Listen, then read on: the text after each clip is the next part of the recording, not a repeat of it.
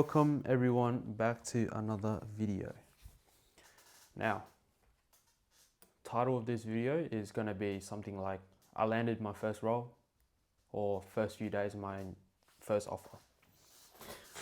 Now, just to add a little bit of context, what I've been doing for, I guess, when I started and what I'm doing right now is it's been, I think, just a bit over a month since I started in sales and trying to find my first gig and whatnot, hired my first mentor in sales, and yeah, just ramping this shit up. So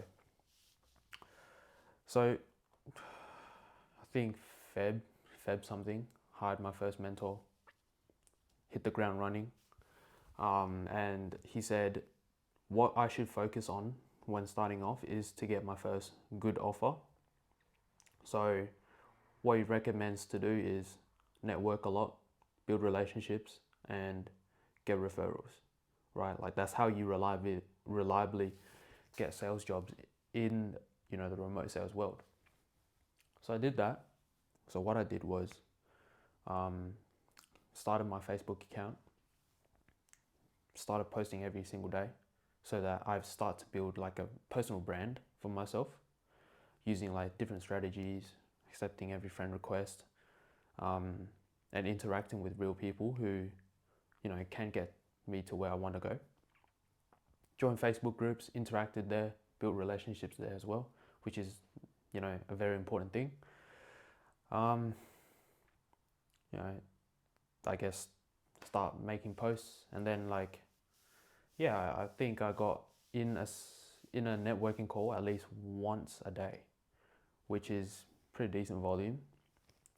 Trying to nurture those relationships and really build genuine relationships where it's not just about sales, but for right now it is, if you know what I mean.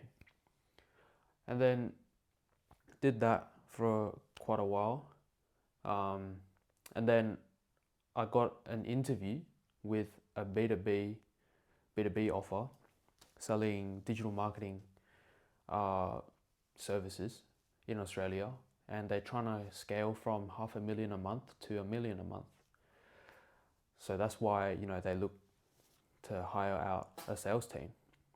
And I got an interview with them, passed the 2 interviews with flying colors, and it was just a lot of follow-up on my end, trying to figure out like what the commission structure was, everything like that.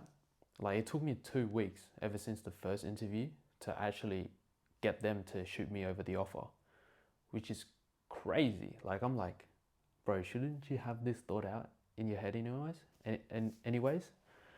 So I knew they didn't have a proven offer in that sense because they didn't have anything prepared. So then in the meantime, when I was following up with them, another guy who my mentor referred me to reached out to me, and he said, yo, our mutual connection is through your mentor. So, he said that you might be a good fit. So let's just book you in for an interview. Got in the interview, and at that time, the B2B offer got back to me with everything, and my mentor vetted it out, and then he said, yeah, it looks all good. So then I tried to convince the sales manager on this B2C offer that I was gonna do or juggle both offers at the same time. Like in the morning, I'm gonna do you. In the afternoon, I'm gonna do the other offer. And then he bluntly said, bro, that's not gonna work on this offer. We need your full undivided attention. Otherwise, you end up chasing 2 rabbits, you get none. And like in the interview, he really sold me on that. He was like, I was like, he is right. Because if you end up chasing 2 rabbits at once, or if you have shiny object syndrome, then like you can't really, juggle 2 offers at once. So then after the interview, he said, yeah, just give this a little think, and then just get back to me once you've made your decision. I immediately emailed him. I was like, bro, if I get accepted into this offer, I will drop the other offer and I'll drop my part-time job. Easy done. And then I think next week, he got back to me. He's like, okay, cool. We think you'll crush on this account, and yeah, we'll, I guess send me your details so that we can onboard you. So then I got onboarded, I guess a minute later, because I was like, yeah, I'm ready, right? I'm ready. And then I sent him over the details. I got onboarded, and the next day, I got into a call with, I guess an onboarding call with the appointment setting manager, walking me through the CRM, how it works, and did a little bit of role play, which is, quite nerve-wracking when you're doing it with a stranger. And then the day after that, I just jumped straight into dials, and it was just, it's a whole different beast, I guess, when you're actually doing the job. And the appointment setting calls that they got me to watch, they were basically laydowns. I was like, yo, like no way it could be this easy. Like they're just asking four questions and then qualifying them, bang, book him in the call, bang, it's a close. I'm like, damn. But for my first day, at least for the first 3 hours, it was not like that at all. I was struggling to, get the words out of my mouth. I was just nervous. I was fumbling over the CRMs, fumbling over like my, I guess, laptop arrangement on like the, having the CRM here and then like having the script here and then just trying to read off that. But then the first good conversation I had, the guy literally told me like, bro, you sound robotic. I was like, fuck. He's like, but good thing is he was nice about it, because he was a business owner himself. Like he understood my pain. Like he was like, yeah, but you should do this. You shouldn't sound scripted.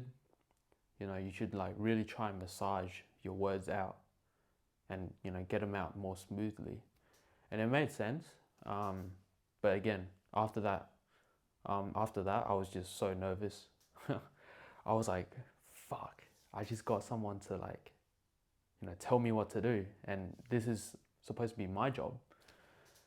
And that just basically crushed my morale for the first 3 hours. And then the sales manager actually reached out to me and he was like, bro, how are you going? Do you have any questions? And then like I had a shit ton of questions.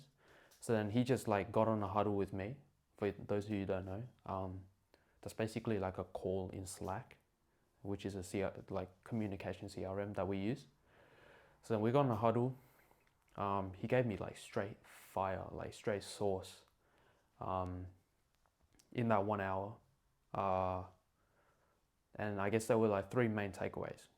The first one was figuring out my identity. So I was like, what do you mean? He was like, yeah, so like, what do you think the 10K version of you would do in this situation when you're appointment setting?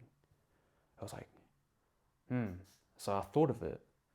And then he kept talking. He was like, so bro, have you like read Psycho-Cybernetics? And then I was like, yeah, like it's right there, right next to me. I was like, bro, just read it again. Create the identity that you want to have. How would he speak? Would he be nervous? Or would he be confident? How would he help people? Is he detached from the result? Does he live a life of abundance and, I guess, portrays himself like a person who has abundance?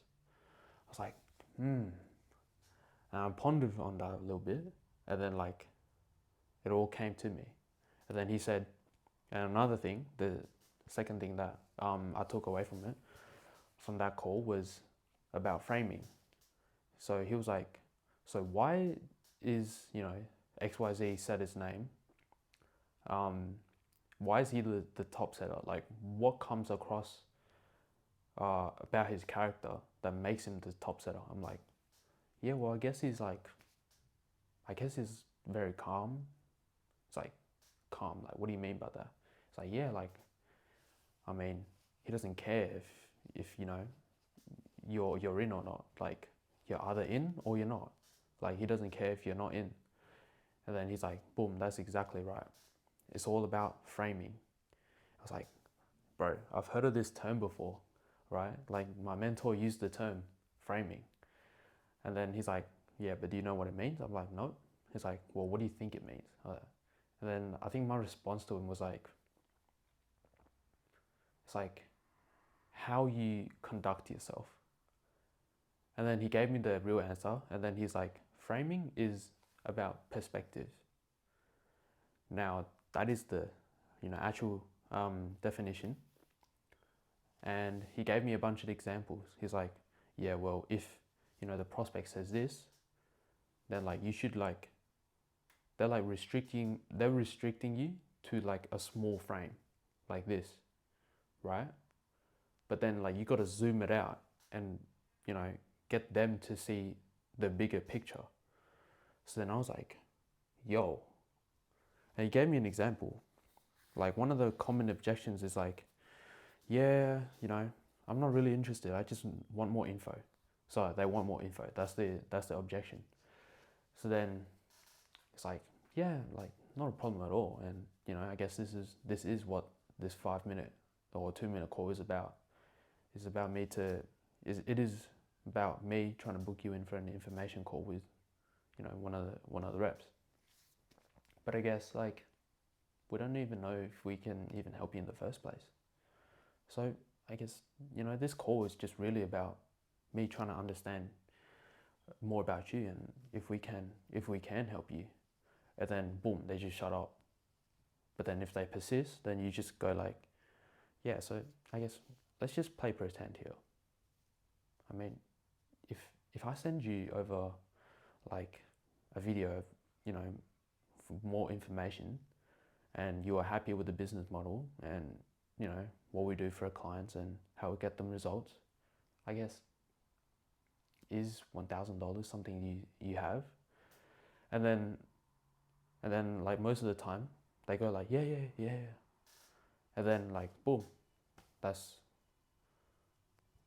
how you zoom out. And I was like, yo, that is crazy. So that's the second thing. The third thing is, when you're starting out, it's just volume. It's just a volume game.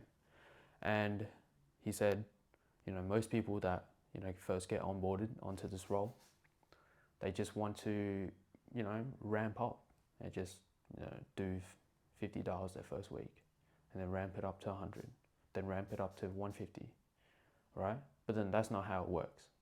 How it works is you get better by doing $150 your first day.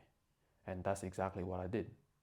Did $150 my first day, implemented everything that he told me about framing, about my identity, how I view myself, how I want to help people, how, I am detached from the result now. Like, I don't care. I don't care about you. But, if you really want to help yourself, then we can get you to where you want to go. Type of mindset. So then I adopted and implemented what he told me. And then boom, like after that, it was 7 booked calls. I even messaged him. I was like, bro, your thing, like framing, detachment, and I guess what he told me to say with the correct tonality helped me book, 7 calls. And then he was like, he said, yeah, bro, some people even like bumble after he gives them all that information. So yeah, that was really encouraging to hear. Second day was more of the same. I booked in less calls though, because there was a lot of people that were disqualified financially, so couldn't really book them in. Otherwise it'd be like a waste of time. So I mean, yeah, I guess for me moving forward, what I have to do is the 80-20 is focusing on getting good at the script and the objection handling, and then really just finding more about myself and how I would act personally in my personal life, and then how that would transmute into, you know, the course that I'm taking. And also another thing related to, I guess, the business side of sales is I want to focus more on my personal brand. So this YouTube video, it's going to be all uncut. I guess I'll cut the ends when, you know, I turn on and off the camera. But focusing on my personal brand. So I'll be posting on X, or formerly known as Twitter, YouTube, Facebook, and I mean, if I even have the time, LinkedIn, but probably not. But YouTube and Twitter is going to be my main two social media platforms. So yeah, hopefully you got some value out of this video. Hopefully you learned a little bit of sales source from me, being a newbie at, being new to the game. But yeah, I guess I'll let you guys go now.